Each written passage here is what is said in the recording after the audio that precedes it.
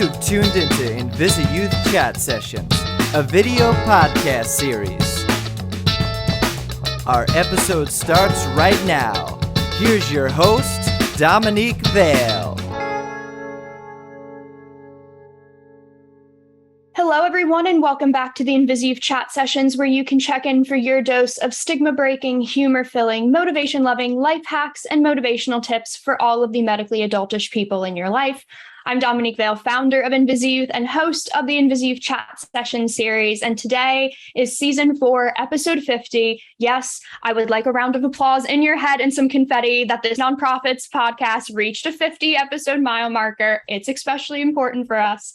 And I'm really thrilled that our special guest is also someone who is super interested in celebrating young people to find their ways to thrive in the world, building their brands and platforms, and really creating a digital footprint that impacts not only themselves, but the communities that are important to them.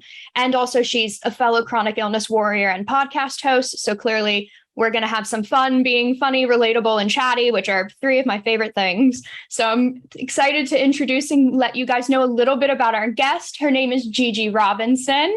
She is a Sports Illustrated swimsuit finalist, a chronic illness advocate, model, photographer, digital creator, and she's really focused on creating that Gen Z content creation space and really thriving for that demographic, which, as you know, with us working with millennials and Gen Z, is super important to us. Gigi has really built a framework for herself beyond what is stereotyped as an influencer. Truly, she wants her work to touch on topics that are super important to her, like mental health, chronic illness, and body image. She's been a photographer starting 10 years ago and has jumped in front of the camera as well, modeling, and really has blossomed a career in the last few years as well. And beyond that, Gigi is also a wide life experience range. She also has lived with Ehlers-Danlos syndrome, which is a rare disease I know many of you know about. And she is the host of a Spotify podcast called Everything You Need Is Within, and really helps her own personal clients as well, boosting their platforms and content as well, which is really exciting for a lot of young people.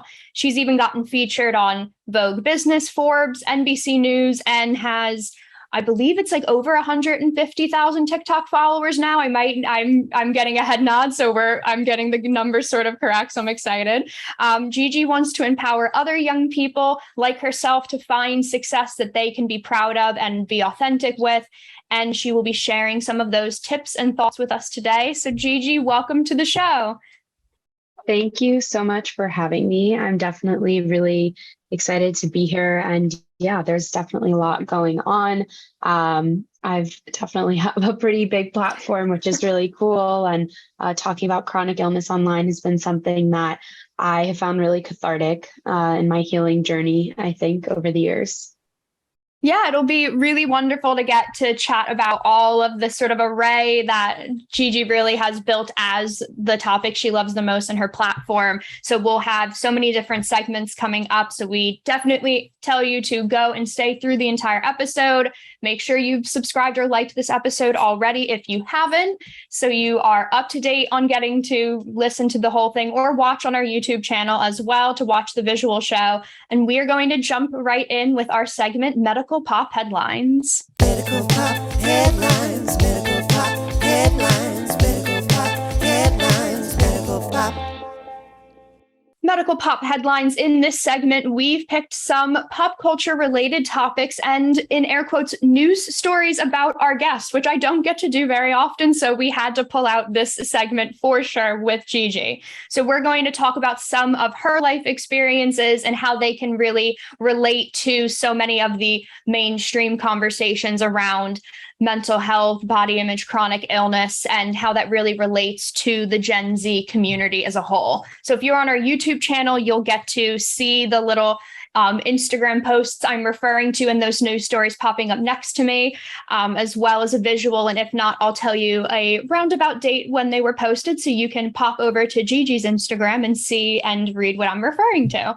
So the first one I was going to bring up, obviously, is in 2022, you were a Sports Illustrated finalist for their SI Swim Search, which was so exciting. And I remembered when you did your first post, it's pinned on your Instagram, in your caption, you talked about with the hashtag Be Brave and how for you that meant confidence despite fear, and talking about your chronic illness journey as well. So for you, how did doing that whole process really connect to your own personal journey of finding confidence through your health and through that sort of fear? And how did you feel like that was really connecting with the wider Gen Z audience that was then finding you from the SI Swim Search? Yeah, thanks so much for doing all that due diligence there. And what a nice intro. So yeah, I had always known about SI, but I didn't really know about the swim search until the most recent years. And part of that is because a fellow USC alumni had won it last year. And I was like, oh, wow, if she can do it, so can I. But let me do it with purpose and let me showcase, how it's not just about looking a certain way and about doing certain things, modeling in certain ways in bikinis and swimsuits and whatnot. And what if I could do this and also represent and showcase people who live with chronic conditions and just make it a really powerful, purposeful moment. And so luckily also this year, Sports Illustrated announced their Pay with Change initiative.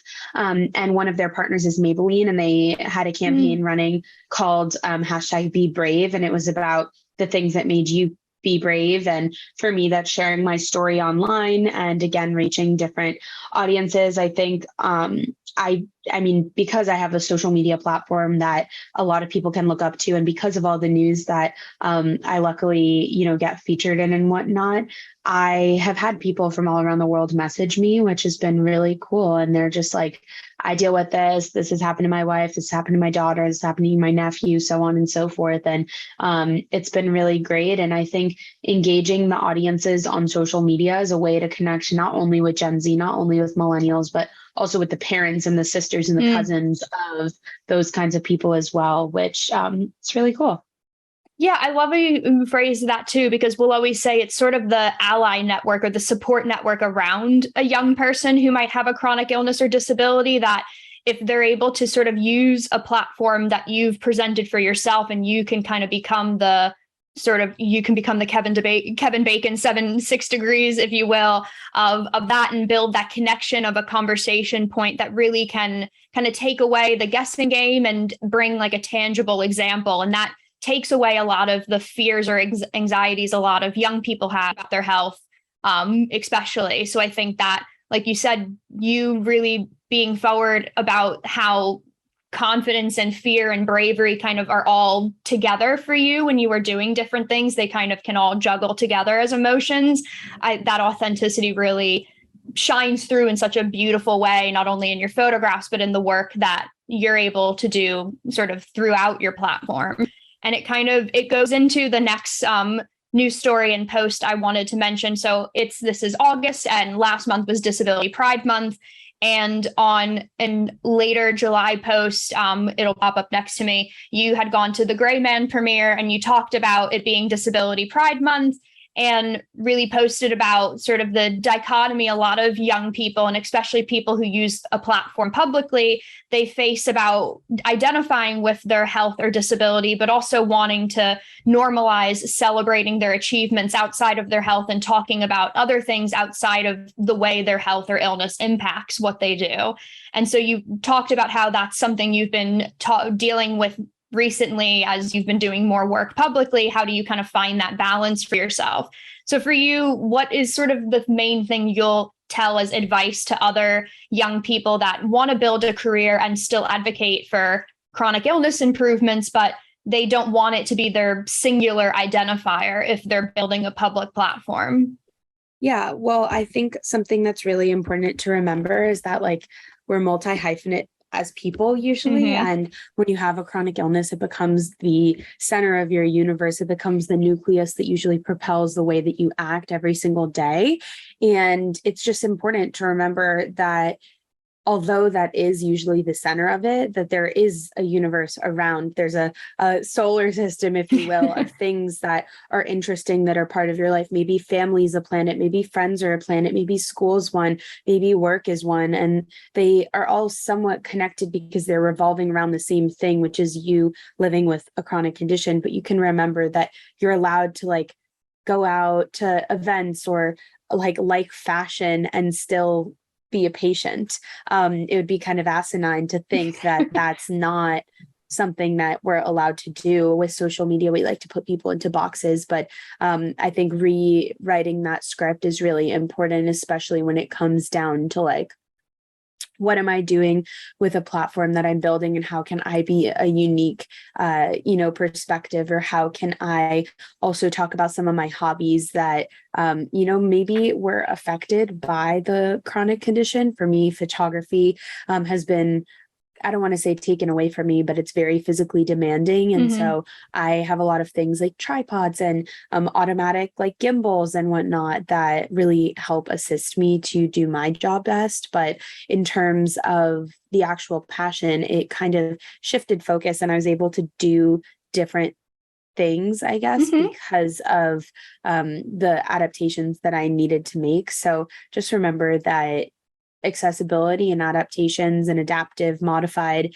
situations for whatever career or hobby it is exist. You just have to kind of look for them and ask for them.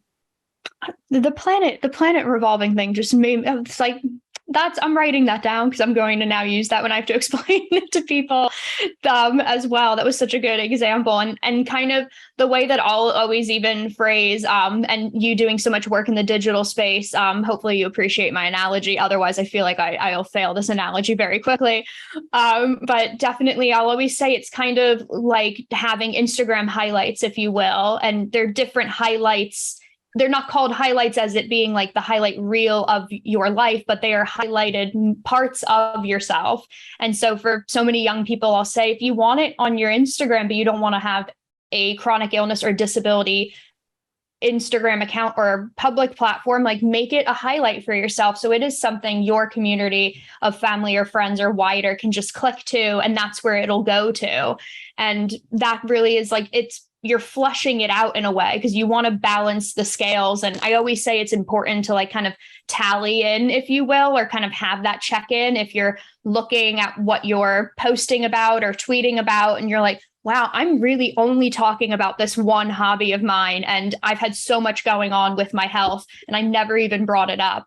And if that kind of, you're realizing your life scale isn't balancing, it's nice to like have that check-in. That's sort of, there's tangible proof for yourself to be like, okay, maybe I want to mention something else more often, or talk about something more with my family or friends more often, because I seem to kind of only be bringing the same things up. So like you said, too, kind of taking note of who is in your orbit or the parts of your life that are in your orbit, but then seeing how you can kind of pull those into your center an equal amount of time so you feel like you're as flushed out as a person as possible. Yeah, I definitely like that analogy as well. Good. Okay. Whew, we got the, I had to make sure if I had a social media reference that Gigi wasn't looking at me like I had three heads going, what is she talking about? Yeah, and the last one I obviously had to bring up is it was one of your June posts recently was you celebrated 1 year with Spotify with your podcast show. And your show really does focus on the intersection of mental health and social media, and especially for that Gen Z audience, because you really are, I think on your Instagram, it's like you're a Gen Z thinker, Gen Z thought. I don't want to say thought because that sounds wrong, but you're like, right. It is right. Okay, good. I was like, but like that emphasis on that demographic that you're part of as well. And that's really what your show is all about. So for you, what would be sort of the most motivating piece of advice you would have for the wide Gen Z spectrum in the world that they're living in today, as you've seen and had different guests coming on trying to motivate them and empower them? If you had to give like a piece of advice that you've kind of taken away from your show, what would you kind of give to them? Yeah, it would probably be that you can write your own story and do whatever you want. It's just a matter of like building a roadmap or a blueprint. I always say this. I think the biggest example of this is if somebody wants to grow on social media or start a business, right? You have to make a business plan.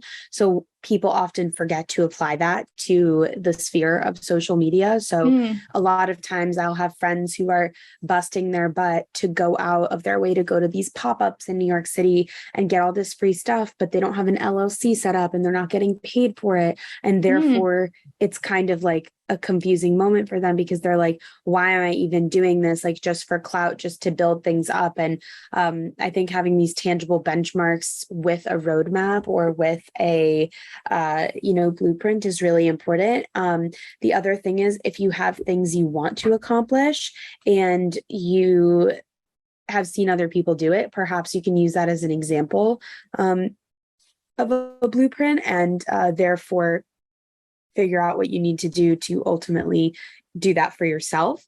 And another thing to note is with that, like a lot of times you should have like a plan A1, a plan B, like a plan C, because a lot of times things don't go as planned right away. So yeah.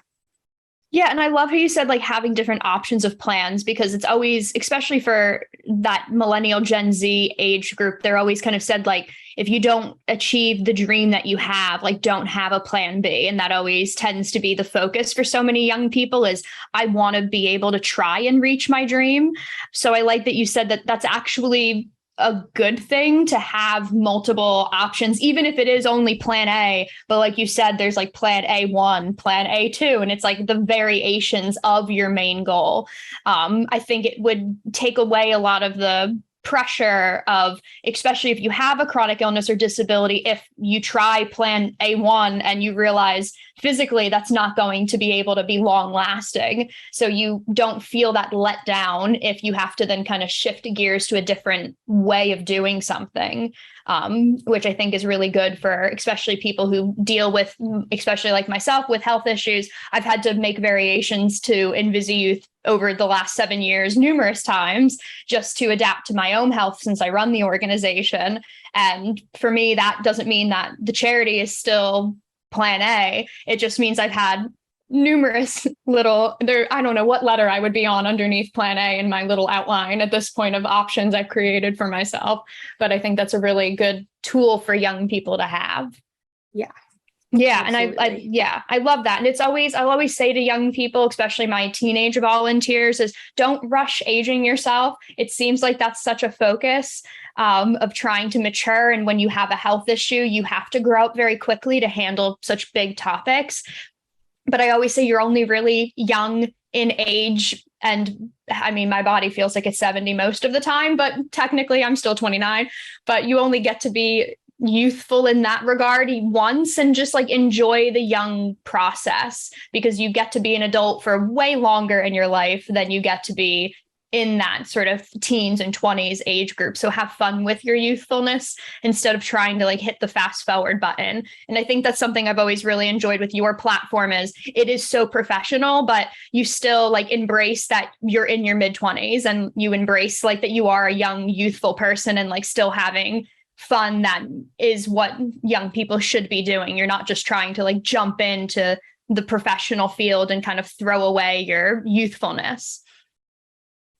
Yeah, absolutely. It can definitely be hard for people that are chronically ill also, especially because sometimes the best years of your life, like in air quotations, are like taken away from you or changed or not maybe how you thought they might be due to the limitations that you have to run your world by based on your chronic illness or disability. So I think that that's another thing to be aware of and like know that also you're allowed to feel guilty and you're allowed to also feel like kind of like some grief around like the life that like you could have theoretically had before the chronic illness really started manifesting. And that's just important to know, because a lot of times I think people want to keep it to themselves and they just want to be like kind of okay not addressing it. Yeah. Or sometimes even they want to like make it like suppress it because they want to just keep pushing themselves. But sometimes if you push yourself too far, obviously, then that's when you flare up the most, and that's when you have the most issues. So that was just another really interesting thing. Yeah, no, definitely. And that kind of really transitions well into what is going to be our next segment, for sure. But before we get into that, I always like to encourage people. Another subtle way you can advocate for yourself being in the chronic illness and disability space, and also embrace a little bit of fashion, if you will, is through our InvisiYouth charity shop. You'll see it pop up on the side with me as a graphic, and the link is in our description notes. We currently have our first item in it, which is our handmade color block subtle activist bracelets. I'm wearing one of them now, and they really are, they're made by young people with chronic illness and disability and distributed through our store from them as well. And 100% of every purchase goes directly towards helping us provide our programming and resources for free for the thousands of young people internationally who work with InvisiYouth. So if you want to, as we say, be the Starbucks cup in the background of the Game of Thrones shop and provide a little bit of activism without having to project it super loudly, and add a little bit of color blocking into your fashion and your clothes during the week, we always encourage people to check out the shop as well, because it helps out a nonprofit and you get some jewelry added in, which is always a benefit. And another way you can make some activism is by doing what our next segment is called, which is Break That Glass Ceiling. Break that glass ceiling. Break that glass ceiling. There are plenty of stigmas and misconceptions in the chronic illness and disability space, and especially when we have so many young people using social media as their platform of advocacy and sort of in their own just sort of day-to-day life. So to have somebody like Gigi who really shows the benefits and the ways to sort of negate around any of the negativity of using social media and mental health together in all those intersections, we're going to talk about ways that we can kind of crack the metaphorical glass and really open minds and get to use those intersections positively. So like I'd mentioned before, and you said being so multi-hyphenated from being a content creator and podcaster and modeling and doing photography, you really do talk so much about that intersection of not only chronic illness and mental health, but then also how those two things play into using and interacting with social media. So do you feel like there any time when people are bringing up to you using social media and its impact on chronic illness or mental health, do you feel like there's any misconceptions that you feel pop up often when social media is kind of brought into the conversation, especially on your show when you're showing that major use for it? Yeah, I don't think it's right or wrong either way. It all comes down to personal preference and communication methods and where you want to get your news. I personally hate watching broadcast news television, but that doesn't mean that my dad doesn't, that it's wrong that he likes it, you know. I also don't really listen to the radio. That doesn't mean that me listening to podcasts is wrong, or my dad not listening to podcasts is wrong, or him listening to the radio and me not is wrong. It's just really the personal, I think, communication method that it comes down to, as well as the way that like you're reading vetted sources. So would I say that it's a good idea to get all of your information of news from TikTok and Instagram and Facebook? No. I think you should pick up, an Apple News subscription and start reading some vetted articles from legitimate sources and whatnot. But also, I think that, again, like there's no real media literacy happening right now. And that's kind of a part of the problem of the way that people like talk about or think about like fake news and like all of that stuff. It really has to do with the fact that at the end of the day, what can we say is like real or fake, and how like nobody has a personal fact checker. I think that's why social media and apps like Instagram and TikTok are so unique, is because at least in our country, in the United States, we have the flexibility to really post about and talk about whatever we want, whether that's a positive thing that's happened in our life, something sad, something negative, something we're overjoyed to talk about, right? We're allowed to do that here. And I think that's really cool. I think, again, it comes down to media literacy and understanding what you're consuming, when you're consuming it, making sure that you are looking at a vetted source, doing your due diligence, clicking out on links.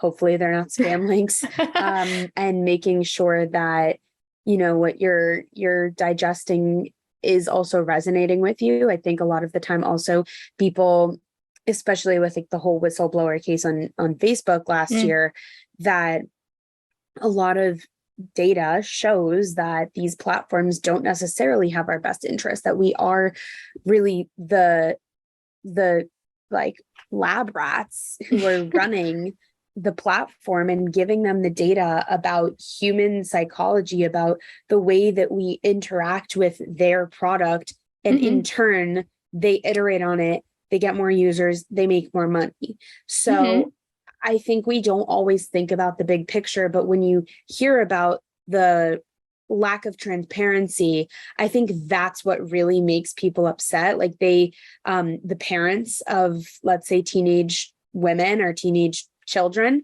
right now are basically taking a look at that data where it shows that these platforms have data saying that it psychologically is impacting the younger generation because of maybe I think they said just because of like the trigger and the response rate that we have to like things, comment on things, always need to be digesting something, because of the fact that people Photoshop and Facetune and edit and use filters on their images because they just have a nonstop influx of information coming to them, and that's affecting them in a negative way psychologically.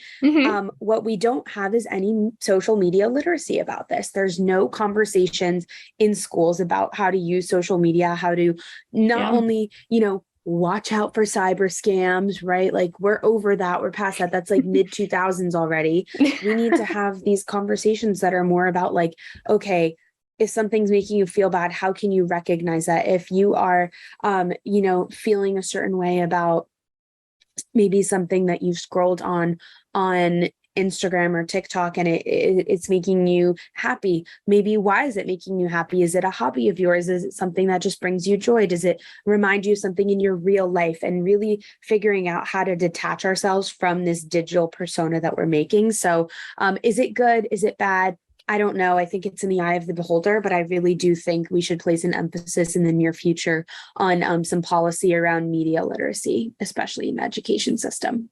Yeah, I really love that because like you said, too, it really, especially for young people in the chronic illness and disability space, you use social media as a connective tool to not only interact with other people who have similar health issues, but also to learn and educate yourself on different options and ways that you can self-advocate because you're seeing it through other people. I mean, so many people found your platform as well from having similar chronic conditions to you having EDS. And so that really can give people such a nice tool of connection. But then, like you said, being aware of when it's good or bad, when things are, because you can have people use trigger as such a negative term, but there can be things that positively trigger you. And unless you kind of sit to digest that reaction, you don't really know why that reaction I always wanted to be a vet, but I couldn't obviously now do those working hours with my health. But anytime I see a little baby duck video or a dog video, I know I like it because I love animals. So that's a very baseline example to very top level conversation that Gigi was just having before. But it does bring up that like really good point that I was going to ask as well. When you talk about so much of that intersection between using social media and mental health, do you feel like there is some positive intersections that you've seen or that from people you've gotten to work with that are things that you find beneficial for your mental well-being or getting to promote about mental wellness from using social media? Yeah. And I mean, also back to that word, trigger, I know we have trigger warning because again, like it stems from the way we psychologically are processing things. So a lot of, product designers, user experience designers, data scientists are thinking about the ways that individuals are psychologically triggered by impulsively acting on something in the moment. It's actually like a term that's very well used in the product community. So that's just important to note in terms of jargon, but also is used, of course, when referring to mostly negative, scary, not good content on the internet. But in terms of mental health and well-being, I think, again, it comes down to utilizing features like Instagram has the take a break feature. If you're not familiar, you can basically plug in, like if you've been on for like an hour and you want to take a break, it'll lock you out for 15 minutes. And I think that that's like also like, super important as well. I think in terms of connecting with community, connecting with people around the world, I think it's a brilliant tool if you use it that way. That's how I use it. I use it to post my content as educational and sometimes entertaining resources for people. And then I have a community around that of people that is engaged and they're interested and they're asking questions and they want me to make certain kinds of content. So in terms of like connecting and disconnecting from the real world, sometimes it is exhausting. Sometimes I do burn out and that just happens, but that happens in regular workplaces too. Sometimes you hear it all the time. I don't know who I am without work. I don't know what I'm doing here. I don't know, if I can continue to do this. These are questions that have been asked in workplace for so long. I just think because social media is such a new career to have and to work within, that it creates a new kind of discourse around what also creates healthy work, because people who do work on social media are the ones that are talking about it the most, therefore prompting other people in different workplace settings to talk about the accessibility or the accommodations they might need, or more paid time off, or working remotely. And that's truly what the future of work is. It's literally informed not only by the social media influencers who are talking about it every day, but it's informed by also the cultural shift to work more nomadically. Yeah, no, and I like that a lot, because it puts a lot of power back into the individual, where in a situation where if you feel that your mental health is struggling, if you're dealing with burnout, if you're dealing with a flare up, or even just in general, if you're dealing with a very stressed situation through work or family life, that you're able to then remind yourself that you do have a sense of control and power in the usage that you have with your different social media platforms, and to utilize, like you said, those different tools that are available. I found out from one of our podcast episodes in season 2 that there's a mute button that existed. I had no idea about that thing until then. And our guest had to show me after we stopped recording how you found that. But that was super beneficial as well, is learning that you can kind of take, like you said, you can kind of take that autonomy to yourself of what works, and it can fluctuate based on what you're dealing with or what you would like to kind of assist yourself with. And that really does help, especially with young people with so much of social media. There's this fear, this like FOMO energy of seeing what your peers around you are doing, and you feel this innate instinct of wanting to do it, or if you don't do it, what they're doing, you're like, am I doing something wrong? Am I missing out? And then it becomes this sort of what if scenario you constantly play with. So to try and keep like you said, you have very specific points of why you have social media platforms. And even if you weren't a public figure, I would imagine you would kind of have the same for your own personal platforms. You would kind of as well would know what you would like to share or not share as well at different points. Yeah. And also with that, like that comes down to the media literacy, right? That came down to me creating a business model about what I wanted to achieve a year and a half ago. Since then, I've been able to really scale. I've been able to talk to certain people, get in certain rooms, go into other different kind of areas of focus. And without that business model, without thinking of it as a business, without using it as a business tool, which by the way, is not a profound concept. Like a ton of people, especially let's say you have a candle making business, they're thinking about a social media strategy. Agencies are thinking about ways to use influencers in their strategy. Why not use your platform as a small business and become a media personality out of it? That was like my penultimate goal, I think. And I just don't think people think about that a lot.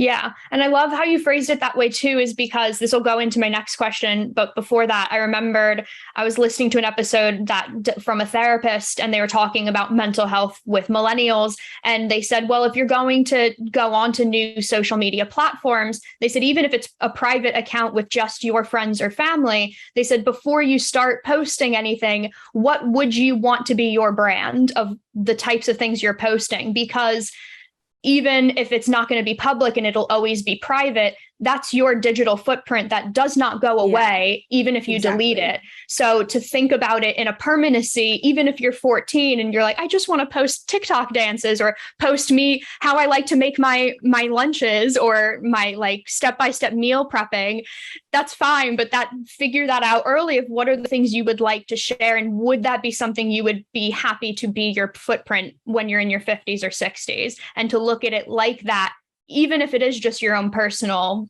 platform that you're using, because that will really, like you said, it'll keep you on a nice focus that will help with your mental health intersecting with your social media for sure. And the one thing I was going to ask too, especially from like the chronic illness side, is sort of utilizing social media. You've really found a nice way as you've developed and sharpened your branding and the digital content you're creating, of weaving it in and out of the work that you're doing and then what you're sharing. So for you, what are you doing for yourself to kind of figure out if when you might be having flare-ups, am I sharing it? Am I not? How much am I physically sharing versus just written sharing? So what are kind of pieces of advice for those in the chronic illness space or disability space that would you suggest when it comes to them then interacting with their social media? Yeah, I mean, I think, again, like not comparing yourself to others, obviously that's easier said than done, but remembering that like you have like your own unique story to tell, back to storytelling from the beginning.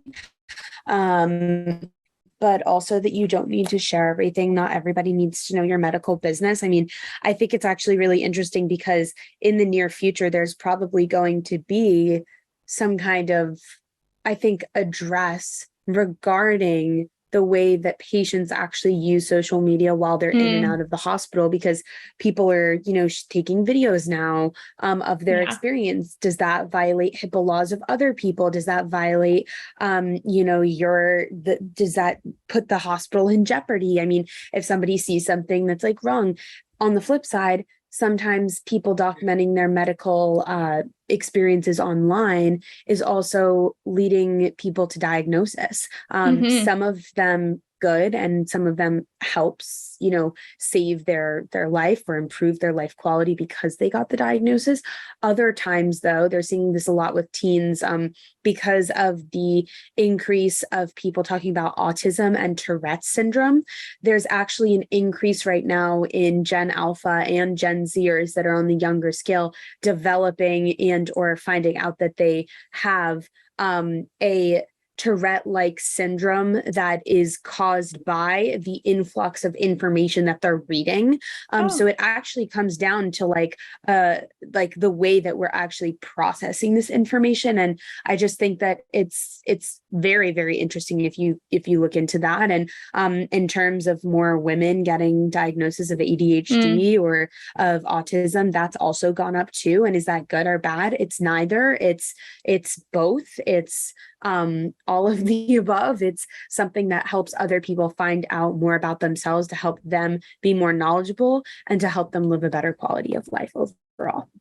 Yeah, no, absolutely. And I think it provides a level of knowledge that I always say is sort of your introduction of a book in a way. It really can give you options, but it's not options you need to take. And it's not, a lot of times the way that we do our programming is that everything is on a spectrum, and we kind of provide you the blank slate of the spectrum and you get to slide on that as much or as little of you agreeing or disagreeing with the tool that we are providing to you. And that really is your way of actually finding out what lane you would like to take with your own health, or how you would like to even promote it as well. I mean, outside of me running InvisiYouth, I have a narrative I'm comfortable sharing about my health.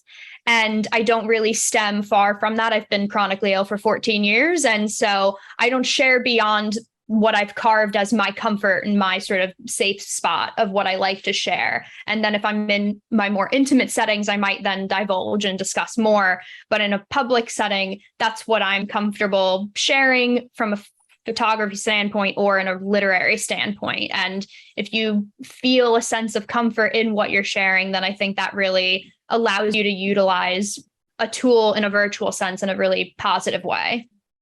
Yes. I agree. I'm going to end it right on there because that was just such a definitive yes. I'm going to end it right on that one. And right now we're about to go into our intermission segment of the show, which you guys all know is my top favorite. But before we do that, I just like to remind everybody and thank them for listening or watching InvisiYouth Chat Sessions. It is our first of our virtual resources that we created to provide every month. And we pop our donate link down just because all of our programming is funded and provided by donations and charitable sponsors. And so every cent really does help us keep our lights on and keep our programming running. So we're providing it for free for so many young people. So if you can hit that subscribe button, it's very quick. You can do it while I'm chatting, guys. It's such a quick little click of a thing to do. And that really does help us sort of move forward and have more young people get to find us, and we can have more talks like this with incredible people like Gigi. So we appreciate that support for sure. And we're going to go right into our story time segment of So That One Time. So that one time.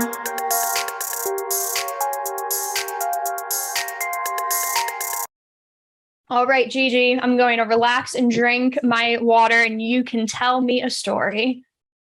So basically, I live in New York City, and I like to get involved in different projects here and there.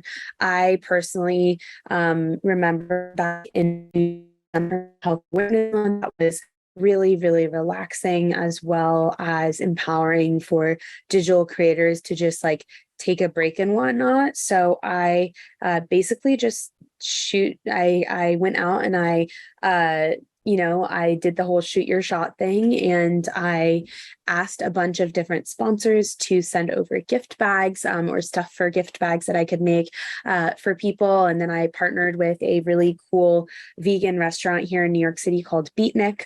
Some of my sponsors were Beach Waver, Mindset Wellness CBD, Athleta, Starface, and we basically ended up using those gift bags for a really awesome mental health and wellness event.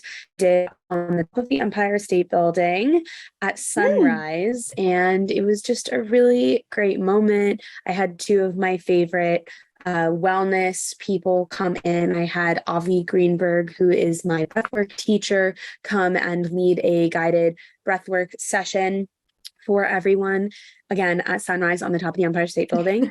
And then I had my friend Yumi do a yoga session for us as well up there. And she did a lot of adaptive. She focuses on dance yoga. So it was fun. really, really great. And then we just got to drink coffee. And after that, I hosted a panel about how the people that are in the wellness space were really taking time for themselves as they take care of so many people every day. So that's my quick and easy story. No, I love that. I was just full on emphasizing sunset on the Empire State Building. If you don't mentally know New York, that is just Google that image just so you can get a visual of what it looks like. I'm just having the mental image of that now going, oh, that sounds so relaxing, which is not usually the word that you use to describe an activity to do in New York City is relaxing, but that feels very relaxing. Yeah, totally. Exactly. I love that. And then we're going to go into our final segment with Gigi called Top Search. Top Search. You got the top search. top search guys, so often you will get to Google things, learning about chronic illness or mental health. And as we always say, sometimes that autofill-in is not always the best thing. And you should have a more flushed out, multifaceted answer to these different types of questions. And so one kind of conversation we get so often, especially for working with so many young people, is we'll always have that intersection of how their chronic illness or their disability affects their body confidence or how they look at themselves in the physical sense. So we really wanted to talk with Gigi about that, since body image and body confidence is something that she's super passionate getting to talk about, that we wanted to then really get some of those questions answered and empower for so many of you young people. So I think for you, what I wanted to ask was what will always be told, especially from the chronic illness space, is when they want to bring up how their health impacts their body image or their body confidence, they feel a sense of unease because they'll say, well, it seems like a superficial topic to bring up to my doctor or my family when I'm dealing with a health issue. So for you, how do you kind of say like, no, that's actually, you are totally valid bringing it up? What would you kind of say to help people feel confident in bringing that up to them, to people around them? I think there's a TikTok that goes around. It's like when you're 16, or when you're 18, you'll wish you had your 16-year-old body and you wish you were nicer to yourself. And when you're 21, you'll wish you had your 18-year-old body. And when you're 30, you wish you had your 21-year-old body, because, it's changing and things are starting to sag and like so on and so forth. And I think that, again, like just have to be kind of gentle with ourselves and remind ourselves that like we are human, and also like you're dealing with a health condition. And when you are dealing with a health condition, sometimes things look a different way, and that's like okay. You just have to kind of be okay with that.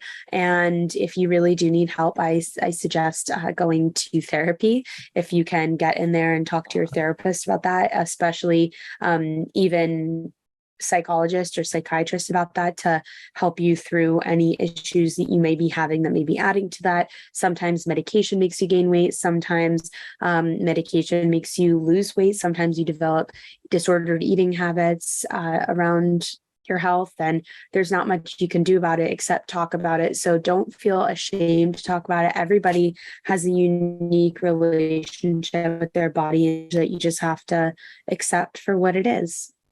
Yeah. And I love how you phrase that. Everything's quite unique to yourself, and people will always feel like it's such a singular experience when you're dealing with how your health might impact the way you are feeling confident in your own skin. Especially because I'll always say that it's the first thing that how you present and walk into a room or go into a room is really the first thing other people see of you. That is the first impact you're making. And if you are feeling a sense of a lack of confidence in that, and especially if it derives from your health, you really can't control it. There's plenty of parts of my illnesses that impact how different parts of my limbs look, scarring that I have that I can't control. And those are parts that over the years, you have to learn to find a semblance of confidence in the parts that make you uncomfortable, because it's not that there's such a euphoric way. I'll always say, some people will say you'll eventually to just love every aspect. And there are parts of it that I'm not going to love when my limbs are blue and 3 times the size, no matter how many times I try to tell myself that. It's not probably going to happen because I'm not feeling well when it happens. So you have to find ways to sort of boost your confidence in the parts of yourself that aren't being impacted at different times. So you can kind of strengthen to support yourself on the other parts that you don't have control over, especially from an illness perspective. Yeah. And also, again, like you have to remember that medication changes things and that that's something most other people don't deal with. So it is what it is. Yeah, absolutely. And I love, even recently you were especially for you doing work in the modeling space, you were talking about when you deal with photographers or other brands and other just sort of outside opinions about the way you look, especially with young people and social media. Third-party opinions tend to happen quite often without them being suggested or offered or wanted. So even for you, some people will feel like that's a knock to themselves that makes them feel like they're just like tumbling down in confidence. So what are pieces of advice that you would give to other young people who might feel like they're in those situations when they kind of get that outside commentary about their body image? Yeah, it's nobody else. It's not your business. Sorry. It's not your business how other people think of you. And it can be hard to internalize that, but usually you just have to remember it's a projection about somebody else's insecurities. They're making a comment about you because of something that they're not okay with in their mind, but who are they to tell you how to live your life? It's like basically saying like, I don't like strawberries, and therefore, because you're eating strawberries, you suck. The logic does not make sense at all. So you just have to think of it that way. And I'm not saying that any individual is a strawberry. Just remember that just because somebody else doesn't like strawberries doesn't mean that you should stop eating them. Yeah, no, definitely. It is such a, it's really about finding a way to take the emotional, to have your emotional reaction and then sort of put the logical hat on after. We'll always say it's kind of like having the Adele moment where you have like the 3 to 5 minute Adele song where you get to wallow and be angry or sad or really feel that feeling of what your reaction is to somebody else's comment about how you look or your body, and then really then taking that emotional reaction, being like, okay, I've had it. I've felt what I wanted to feel, but then let me look at this, like you said, logically. And then that really can help you kind of propel out of going into a spiral, if you will, of kind of keeping their thoughts and reactions to then not make them become absorbed into your own. And the main thing I was going to say is, so many people think you go on this journey of building confidence in yourself, in your body image, and they'll think if they have a hiccup in the road or if they're dealing with a time period where they're just not feeling their best in their skin, that's like going back to square one. So for you, are there tips that you'll give to other young people, and especially for young women as well, when they're trying to help their inner dialogue at those times so that they don't feel like they're always back at square one if they're dealing with a hard time? Like, what's your advice for those moments?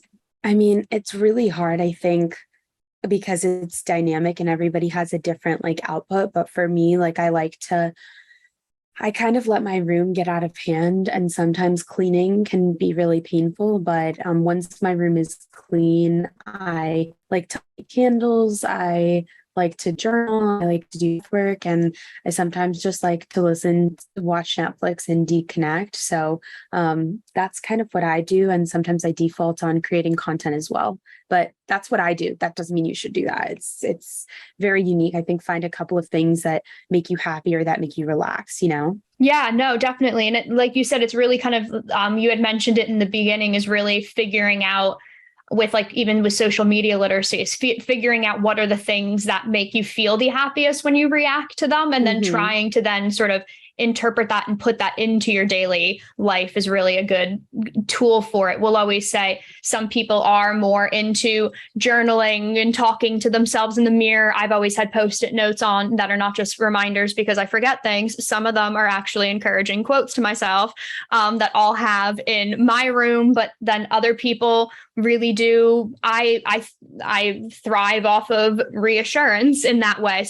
So I'll always, my inner circle of my family or friends know that I feel better of myself when they tell me different things. They know that is something that works for me to help me. And so I've sort of axed and projected that onto my community of my people around me. And that's been helpful. So it's the things that you feel have then brought. Some of those are independent experiences, like what you say you do when you're having a low moment to kind of help give you that clarity. And then other people kind of need those external group experiences or the people around them to be the ones to kind of give them the kick in the back to move them forward as well, to kind of push that confidence forward. If they hear it from someone else first, they then internalize it and push it forward for themselves too.